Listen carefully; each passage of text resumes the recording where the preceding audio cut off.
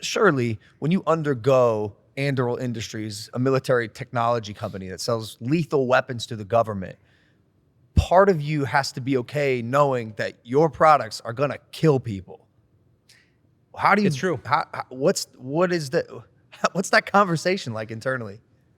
I think that there was like Norway actually did an armed forces recruiting commercial that I think put it better than almost anyone can. I should send you a link to this. It's incredible. And they do this commercial and it says, why, and has all this soaring music and it says like, you need to join, you need to join the Norwegian military, and why do you need to join? Why do we need you to fly fighter jets? Why do we need you to man all these tanks? Why do we need you to become a precision marksman that can take out a guy at 10 kilometers? What are we hoping is going to happen? Nothing. That's what we're hoping for. Yeah. And that's why you need to join. That's the point there. And so on the one hand, you're building things, you have to be aware, this is designed specifically to either destroy ships, kill people, blow up tanks, whatever it is.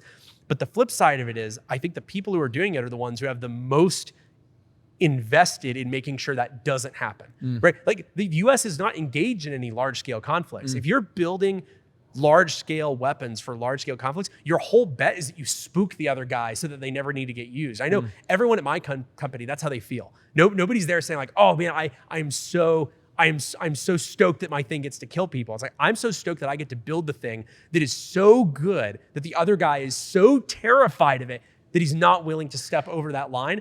And people will come from time to time. They're like, oh, well, what's the morality here? And do we really want to build tools that are so powerful? And I say, look, do you want NATO to have squirt guns or rifles? At some point, you have to say, you know what? We're not going to keep these dictators from expanding their power unless you meet them with credible threat of violence. It's the only language they understand. What does that say about humanity? Well, I think it says human nature, war never changes. Human nature is somewhat fixed. I mean, there was this popular idea. Have you heard of the idea of the end of history? It was this idea that was popular almost a century ago, but it had come back into pre-World War II. There were people who were saying, post-World War I, economic entanglement on the European continent means that war in Europe is impossible. It's the end of history. You see, the lines will never be redrawn. The countries, their borders are fixed.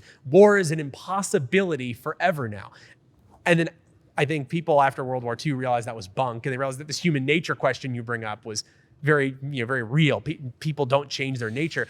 But I'd say pre-Ukraine war, there were a lot of people who told me, and they told my company, you're wasting your time. No way. They would say, they wouldn't say that we're like evil. They were like, no, you're wasting your time because in the modern world, countries are so economically intermeshed through international trade. You have Germany buying billions of dollars in Russian oil and gas. You have America buying many billions of dollars in Chinese electronics. You have us shipping. Like in a world like that, war is just impossible. It's not even worth thinking about. And people would say, they'd say, war is outdated. The US military isn't needed when the United Nations can just write a really sternly worded letter.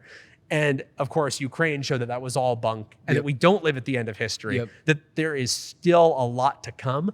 And until we live at the end of history, we're going to need weapons. And I prefer that the good ones are in the hands of the good guys. And there's people who disagree with me. I'll tell you my very big picture, and it's going to sound mean, but here's what it really is. The people who think that we don't need weapons and that we don't need a better military than Russia and China, they are only able to have that belief, that crazy, irrational belief that doesn't make any sense in the real world because there's so many people around them who understand what the real world looks like. It's a luxury belief. If everyone thought like they did, we'd be screwed overnight. They're only able to have that opinion because Russia knows that most Americans don't agree with them. They're only able to have that opinion because they know that most NATO allies don't agree with that. And so, I mean, God forbid that those views ever become pervasive, because I'll tell you, the second they do is the second that China invades Taiwan, the Philippines, Japan, Vietnam, the list goes on and on. It's the second that they believe that NATO's broad belief, the second that they believe the average NATO member is a person who thinks, oh, I don't think it's right to build strong weapons. That's when they move on. Hey guys, if you like that clip, hit the subscribe button, and if you want to see more zany clips, click the video right here.